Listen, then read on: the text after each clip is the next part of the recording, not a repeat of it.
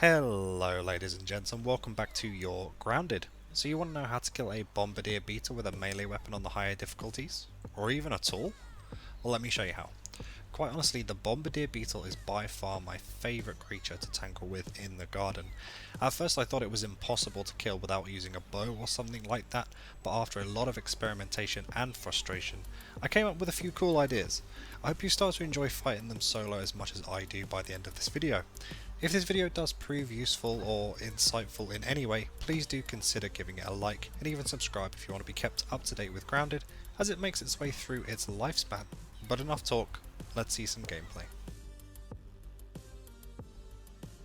So let's start off with its most useless attack, the bite.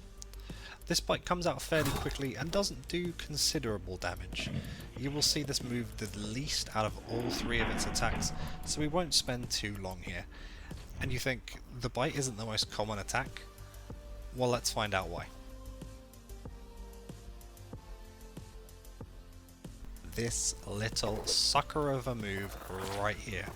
So this is what I call the shotgun blast. Its entire behaviour, the Beetle's behaviour, changes when it wants to use this move. The Beetle by default wants to stay at range and bombard you with acid, hence its name, the Bombardier Beetle. Once it's had its fill of that, however, it starts to make a beeline towards you, and absolutely nothing can stop it until it chooses to fire its shotgun blast. Baiting this out is very difficult at first, as your spacing has to be perfect. Too far and it won't activate, and the Beetle will just continue to hunt you down. Too close and the shot will hit.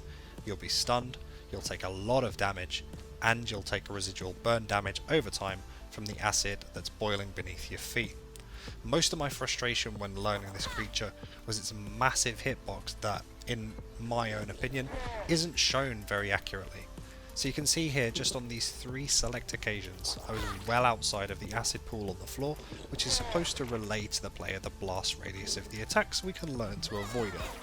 I assume this is a bug of some kind, or at least I hope that there will be a fix where its radius is represented more accurately.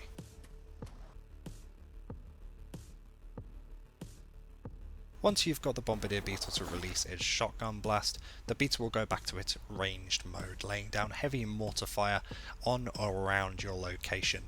You have to keep an ear out and a constant thought as to your position, the position of the Beetle, and the positions of the currently active acid pools.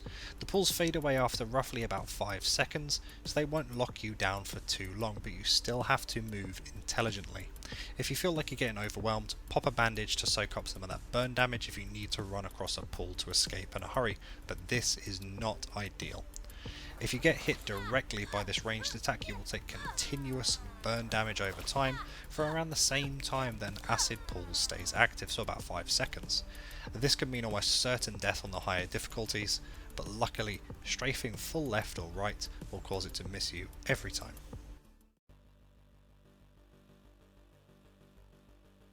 So how do we even kill it?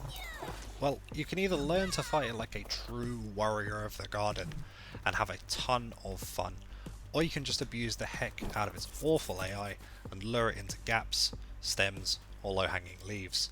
If you wanted to cheese the fight, you shouldn't really be watching this video anyway.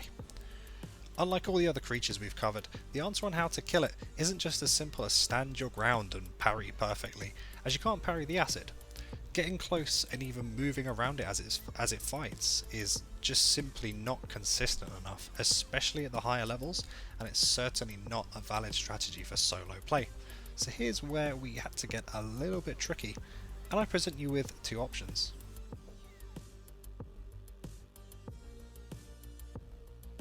So the first option I have for you is what I call the Pebble strategy. I know, right? Those useless rocks that you use to build your bases? Yes, those ones. You'll want to start with as many as you can carry once you start learning the fight, but on woe difficulty, I can effectively take one down consistently with about 30 pebblets. The idea here is to fight it somewhere where the pebblets will stop rolling downhill and they'll gather in a certain, trench or a hole in the ground, as you might need to pick them up and reuse them mid-fight. You want to constantly throw the pebbles at the Beetle's head whilst carefully manoeuvring around it.